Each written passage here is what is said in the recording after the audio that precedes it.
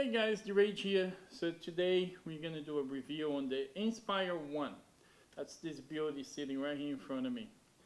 It's the first drone I got, and here's the remote for it.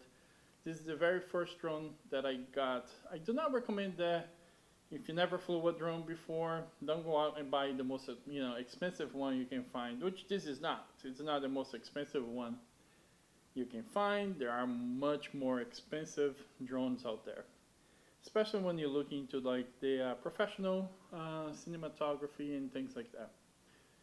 But this is expensive. It's 2,800 with one controller. I believe 3,000 something with two controllers, which is the version that I got. Shouldn't have it because I don't even use the second controller. But I went. This was my first drone.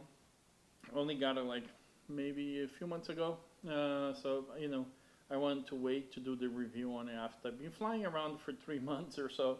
And it's been more than that I got. And it's still here in one piece, which is great. Never crashed, never had any issues with it, thankfully. And hopefully it didn't just jinx myself and continues to do so. It is a great, great machine. I mean, this thing, it's a beauty, right? I mean, we can all agree. Was well designed and it's just gorgeous. It flies great. It's very responsive. If anything, it's too responsive. I've at least personally, I tuned down the gains on it, and that's how responsive the machine actually is to my commands, way down.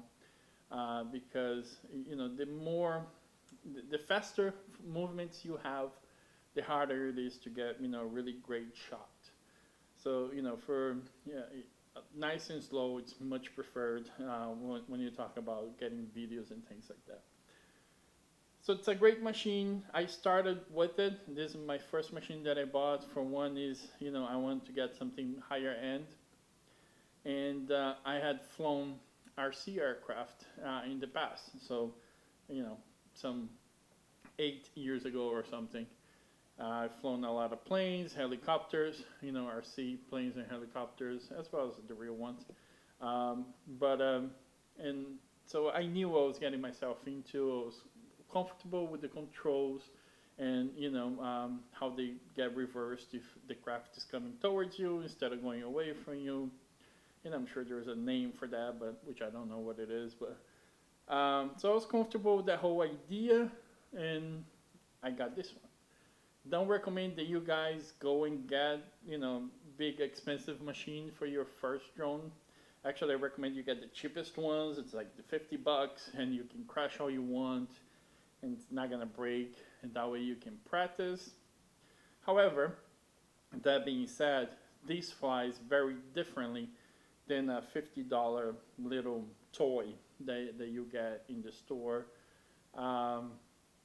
Actually, the $50 one's much harder to fly than this. But if you know how to fly the $50 one, that it doesn't have self-leveling, you have to maintain the altitude yourself, and the position doesn't have GPS to hold the position.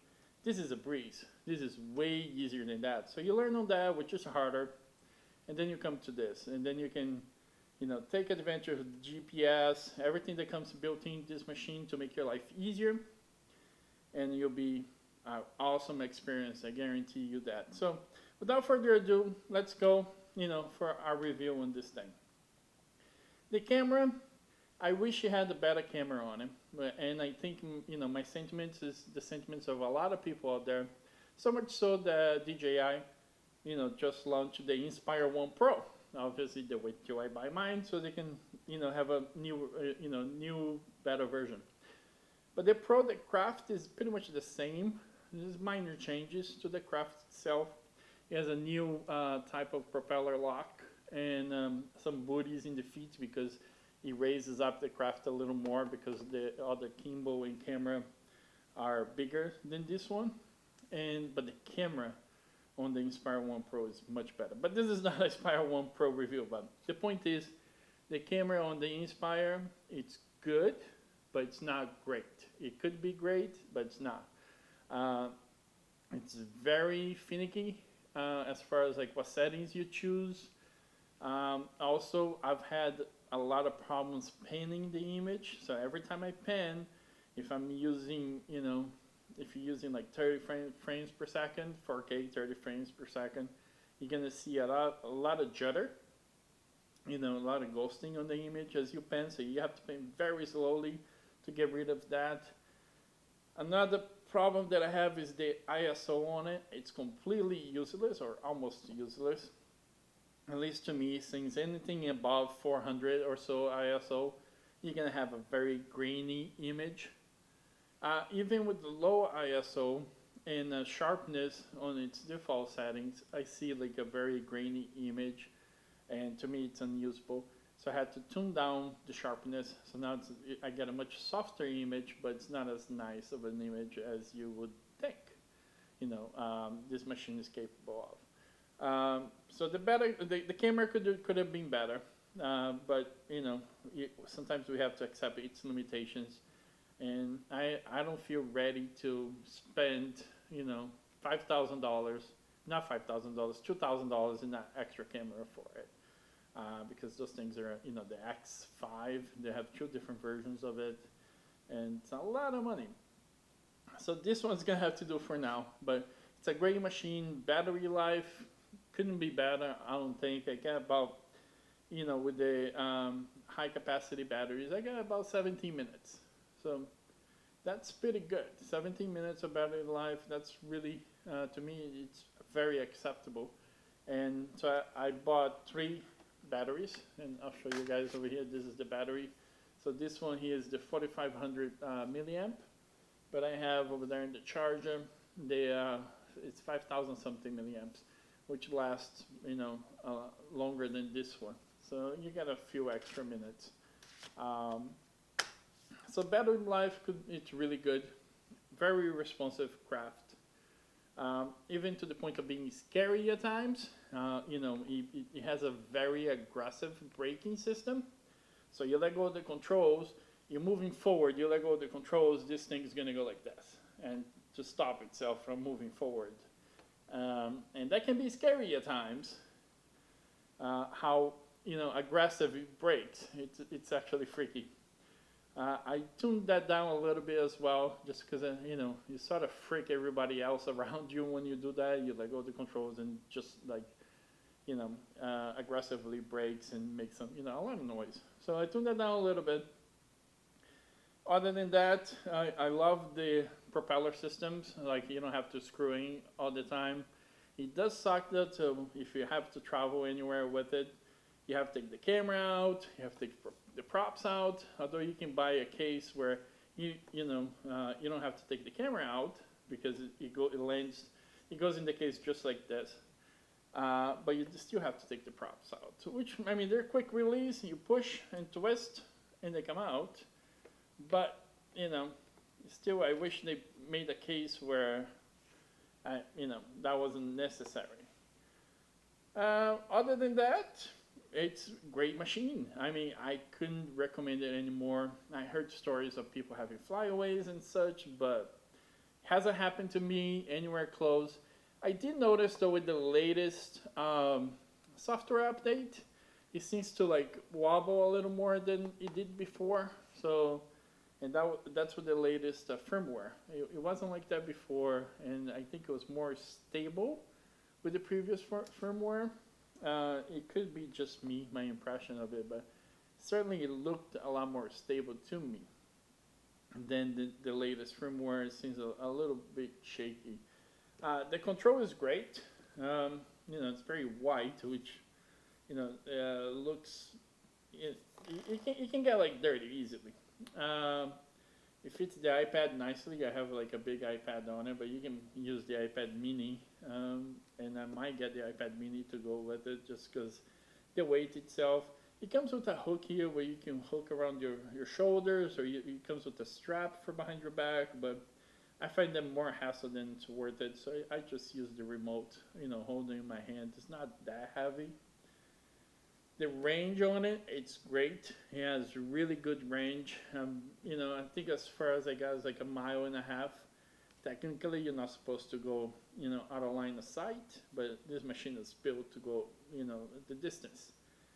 So the range is really good. Um, my only gripe with it, and this is purely on principle, is that there are limitations, and these limitations are in the firmware. You know, they hard coded like a height limit, which I'm all for it. I mean, we shouldn't go above a certain height, but at the same time, if you build a machine yourself, there is no height limit. You can set that to whatever you want. And when you spend, $3,000 for a machine that's you don't build it yourself, there is a height limit, and that's sort of a turnoff to me. Not that I want to go higher than the height limit. I think the height limit on this is 500 meters, which is more than enough. I mean, you don't even want to go that high. Due to FAA regulations, you want to stay below 400 feet. And so that's what I have set mine to. I had set mine to like 325 feet.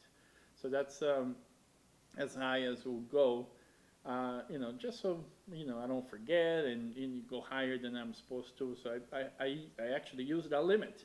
But there is a hard-coded limit, which I wish wasn't there. And like I said, purely on principle.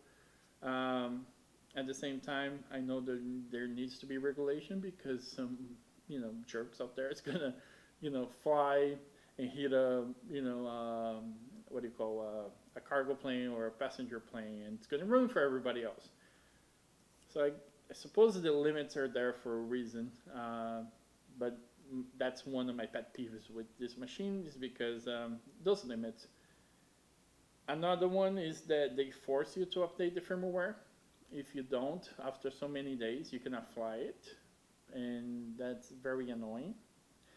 I don't have any complaints about being near an airport, although I think 5 miles is exaggerated. I don't live anywhere near an airport, so I don't have that problem. And I totally agree. You shouldn't be flying this near an airport. So, but I think a 5 mile radius might be an exaggeration. But then again, airports are pretty big, so you should be maybe like, I don't know, a couple miles from the runway, and then you should be able to fly. But I don't have too much of a pet peeve there. And then that's it. It's all around really great machine. Even though with the camera limitations, you can capture some really good shots with it. And I totally recommend you buy it if you want something that's going to be nice and it's going to last. Totally go out and buy this machine. You won't be disappointed.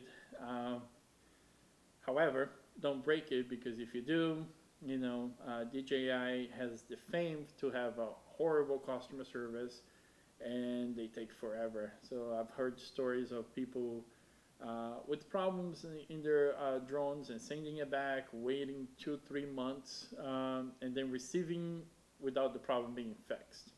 And, that's just unacceptable to be without a machine for that long. I mean, it shouldn't take more than a couple of weeks to get it fixed and then send it back to you. So when it comes to that, just keep in mind, something breaks over here, you're not likely to go find the part yourself and replace it yourself. You're going to have to send it back to the manufacturer, have them fix it. So if you crash or anything, you're not going to do it yourself kind of repair on this. As a matter of fact, you void the warranty. There's like little stickers all over it that if you break it, you void the warranty. So if you open them, that's it. That goes your warranty. So other than that, it's a great machine. Hopefully you guys, like my review. It's the first review I'm doing it. Hopefully it's useful to you guys. Leave me a comment. Let me know what you think. If I'm wrong on something, please correct me. I'm always up to being corrected. So take care. Have a great day, and hopefully you guys enjoy. Take care. Bye.